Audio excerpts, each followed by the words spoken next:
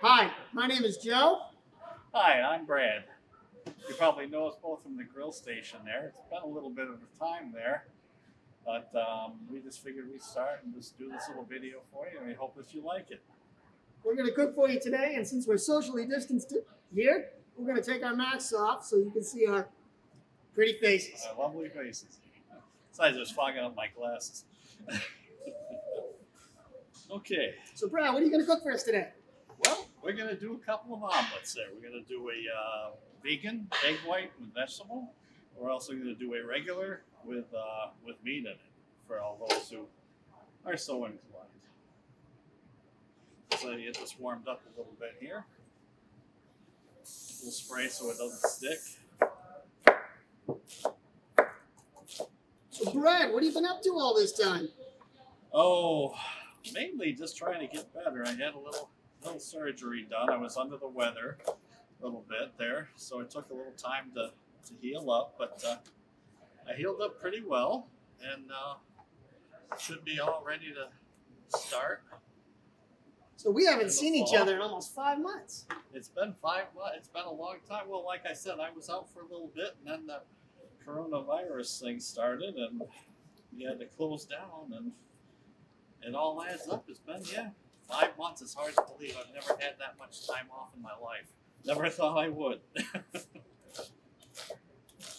So just let this harden up a little bit for a second. I guess it'll be easier to flip if you put the stuff in too early, and it's not so it may break, and it may make it harder to. So how much product should you put in your? How much filling should you put in your omelets? Well, I find this, pretty good. Maybe about, 12 ounces. It's just a moderate amount. But if you're hungry, and a lot of times I'm guilty of this myself, I'll make a second cup. Well, how many do the students use? On average, 2 cups. And I even do 2 cups when I have it. But since I've got a little skillet, not my nice big flat top over there, we'll just scale it down a little bit. So just put it in there. It's over here. Yeah, it is true that the students can get a little overzealous with their toppings. Well, it's when they go past 3 cups it gets interesting. But I tell them you're going to have to wait. It takes a while to cook that. See, it doesn't really take very long at all. And like I said, if you're doing this at home, you can season, salt, pepper. I find it, you can do it either way, but I find it a little better if you just put it right in while it's cooking. Everything sort of blends right in. Let me see if I can flip this. This is the hardest part right here. But normally, if you got it nice and sliding around in the pan, oh, that's beautiful. It's not so difficult at all. Once you get past the first flip, it's all downhill from there. Make sure the heat isn't too high. Also, you got to remember that eggs are kind of on the fragile side. You don't want to have it blistering hot. That's finishing off. Basically, do a little proportion thing. On average, what I'll pour for the regular and mainly for the egg whites, and my little friend here, this is really the equivalent of an average of about 3 of these. We'll make an average omelet. But for the sake of time and everything else, we just blend them into a mixture, because I, for one, separating stuff, a shell gets in there. But at least with this, there's no shells. Nobody wants that. Well, let's flip this over here so it doesn't burn. Oh yeah, got a little golden brown color on that. Let it brown up a little bit on this side. Just a few minutes. So, I see you got everything going over there, Joe? Yeah, well, while you're doing that, I chopped up some onions, and I have some potatoes, and we're going to make some corned beef hash. Oh, I love the piece of corned beef hash. All right. Well, this one looks like it's about ready. Let me just plate this up. And there you have it. Vegetarian egg white up. And then you hold it. And then you hold it over the glass, and the student hopefully is there to pick it up. Pick it up. Most of the time, they're pretty good about that. They will guard their omelets there. They do. There are some missing omelets once in a while. All right, then we'll spray the pan again and reset. This time we'll throw a little in for the meat lovers. I got 2 kinds of meat. I know we usually only have 1, but we'll do it up a little better this time. We got some ham and we got some sausage. And a little bit of tomato because that's always popular. A little pepper and onion again. And a little broccoli too. Throw it all in. A little cheese on top. But you gotta have the cheese. That's not enough cheese, Brad. Well, I'm working on it, Joe. Let me get this poured. Get that nice sizzle there. That's just right. Pour that in there. Spread it around. Don't really want to have it clumped up. And we'll give them a little more cheese because everybody loves cheese. For the most part. There. And we'll just sort of wait for this to, again, if you might notice around the edges right here, it's starting to cook off. You just want to make sure that it's about that far from each edge. Then you should be able to turn it in the pan. Again, if you want that first flip to be good, you got to really do a little extra time. I know on the flat top over there, it'll have to be quite as precise. This just because I lube it up pretty well, and as long as it's lubed up pretty well, buttered or oiled or whatever, it will not stick or slide on you. All right, it's going to be a little bit more.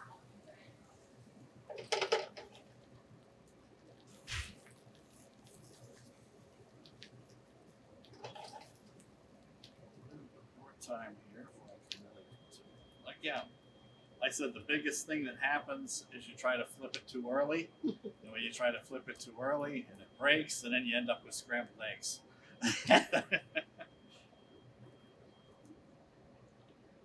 Now that's starting to cook around the edge there.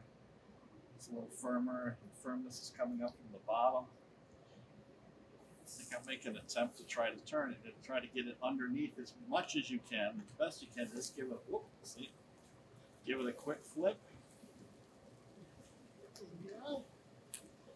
And there, it looks like that first flip is done. You only have to flip it 1 more time to get the other side around and make sure it's all tightened up. When everything stops running like this and like this, it'll be pretty well done. And I'll give you a quick way to test it too when it's done cooking. The little test I always sort of bring, you may probably see me tilt it up to make sure nothing drips down. That's just to make sure that everything inside has been thoroughly cooked. Let's see if I can flip this now.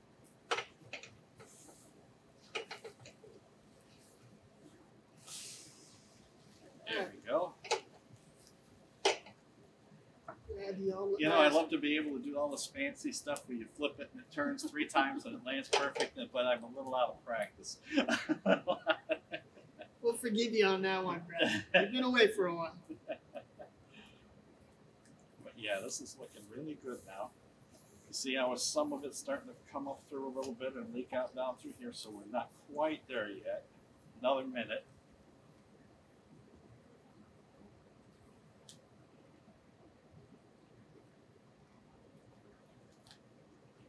So you must miss the hustle and bustle, Brad. Oh, I'll tell you, you know, you're going from just going right out with it and everything to just having to stay at home and not really having the energy to do much of anything. It's quite a different thing, but yeah. But I'm glad that. Certainly miss all the students, don't we? Oh, definitely. All our regulars at the grill come in every morning. In fact, my son brought me back a card signed by one of the teams. I believe it was the row team. I'm not quite sure. It had been a little while. I was pretty sick when I got it, so if I got it wrong, please forgive me. But one of the sports teams, I'll say, I was very touched by this, sent me a card signed by everyone. And I just thought that that was the most awesome thing. And that was a particularly harder day for me. And when my son gave me that card, who also works here, and I looked that up and I saw all those signatures, I said, wow, you know, it makes it worthwhile, especially at a time like that. So just wanted to thank everybody for the support and everything. And this is moving on. This is done. This is moving around. Put it right on there. Turn this down. And that's basically how you have it. I hope I answered any basic questions you might have about omelet preparation there. And I guess that's about all I have. How about you, Joe? Well, good job, Brad. Thanks. Well, I'm going to do a corned beef hash. It's not quite as popular as the omelets, but we usually use the canned corned beef hash. And a lot of people, a lot of the students seem to prefer this to the fresh corned beef hash, which I can't blame them because this is a consistent product and it's well loved, and we go through an awful lot of it with the students. Yes, we do. But we're going to take that right out of here. Because we have a special treat for this one. We'll make some nice fresh hash. And we're going to use the corned beef, which is it's a cured brisket. If you really wanted to make your own corned beef, you would take the brisket and it's brined usually for, it takes any time from 10 to 14 to even longer days to brine it before they can even cook it that way. But that's what gives it its unique flavor. And it's also a great flavorful cut of meat, a brisket. You've probably had that at your regular barbecue places. But corned beef hash has a lot of different variations around the world. The British have one, and here in America, of course, it's very popular in the South. But today I'm going to make this for you. We're going to start with butter. Gotta have the butter. Yeah. A nice hot pan here. We're going to add some onions.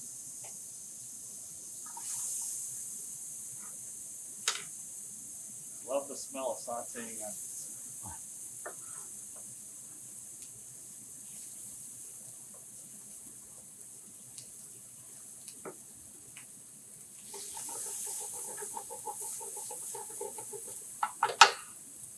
So yes, sauteed onions. It's one of my favorite things.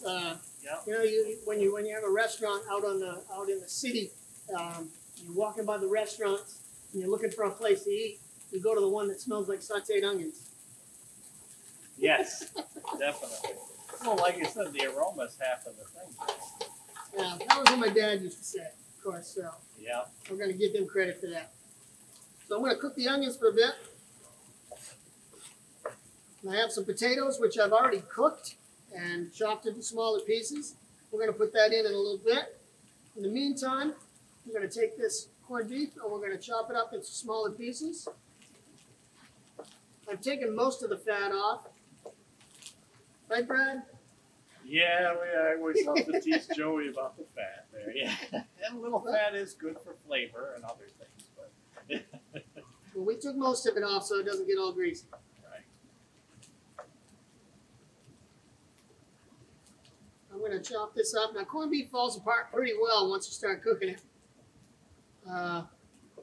There's lots of fibers in the meat. It can be kind of stringy, but not in a bad way, in a good way.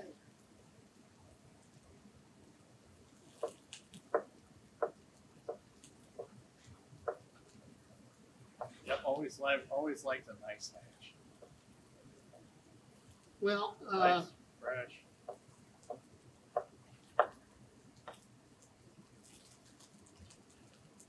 So by the way, while you're doing that little conversation there, it's like I said, I haven't seen you in about 5 months. right, Brad, yeah. That's December actually. And what have you been up to? What have I been doing? Well, same as most everybody else. Of course, I spend an awful lot of time at home. Yeah, guess there's no choice there. Right. But, you know, we're trying to stay busy, trying to stay productive, Yep. and also trying to get a little bit of rest whenever I get a chance, which I've gotten plenty. Yeah, I am too. I think I've watched most of the movies that I've always wanted to watch and that I've missed. There's always something new on the streaming services. You got to keep watching, keep your eye out for that. Watched a lot of that. Watched a lot of my TV shows. I think I memorized every commercial there, and so many of them it seems. Well, I'm also getting a little beginning of carpal tunnel from playing too many video video games. Yeah, that can happen. So while these These onions are getting a little translucent. That's starting to smell real good. Smells good, doesn't it? We're going to add a little more butter to that. And then we're going to add our potatoes. Ah, there you go.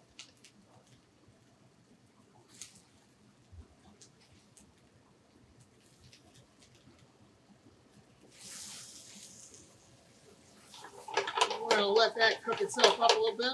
Maybe I'll turn the heat up just a tad.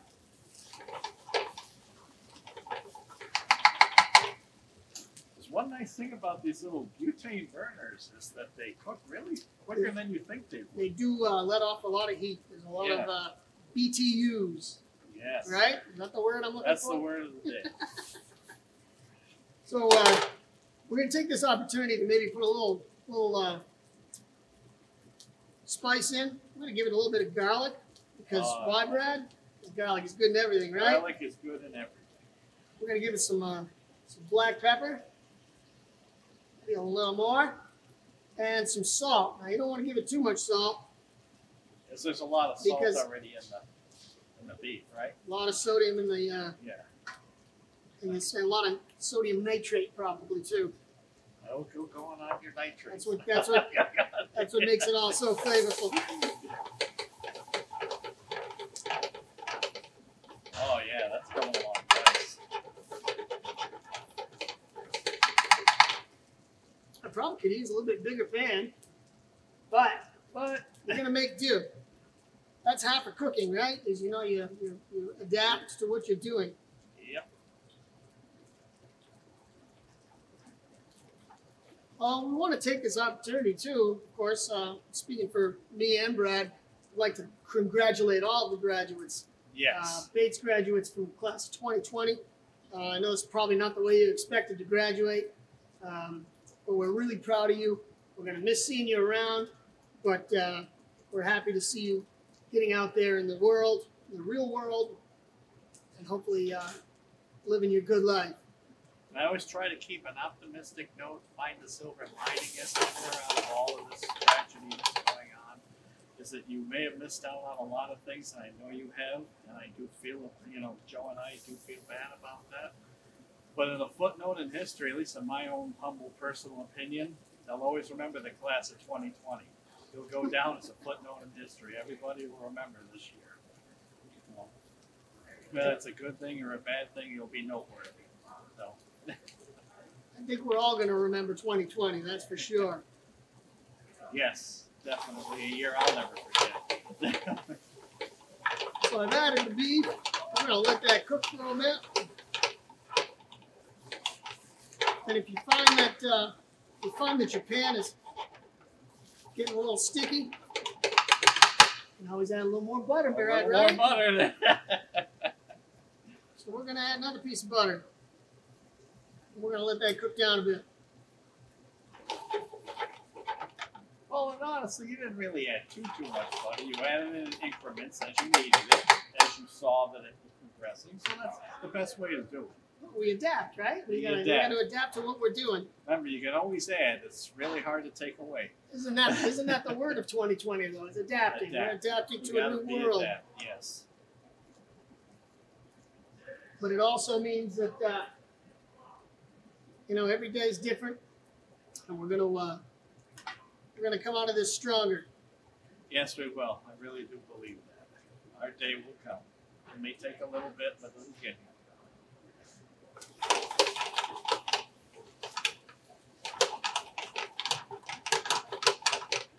That's looking good there, Joe.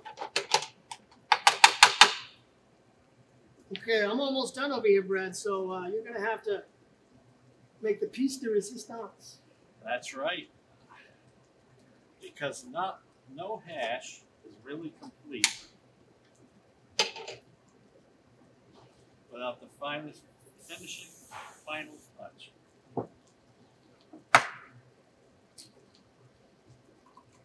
Beautiful. Now that this is almost done. And I still have the smile. Oh, the smiley face. Of course. The smiley face. Since this is almost done, I'm going to add the last little bit of paprika. It gives it a little color. Oh, there you go. A little bit of flavor.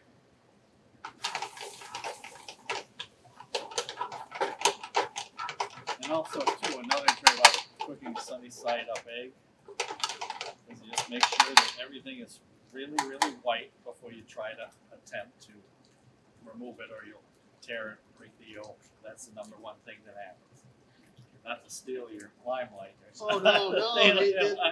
That's why the egg is there. Yeah. That's the most. That's what you need to finish this off. I am ready whenever you are, Joe. Well, we're going to take just a little bit of this. Oh, look at that. Nice. Set that right there. And there you go. You can put that over there if you want, so it's underneath the camera. Yes, I will. Because this deserves to be seen. And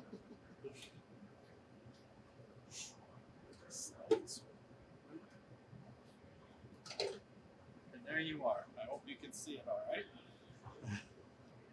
Once again, I'm Joe. And I'm Brad. Thank you for watching our video. Stay safe, stay healthy out there. We'll see you all again real soon. Real soon.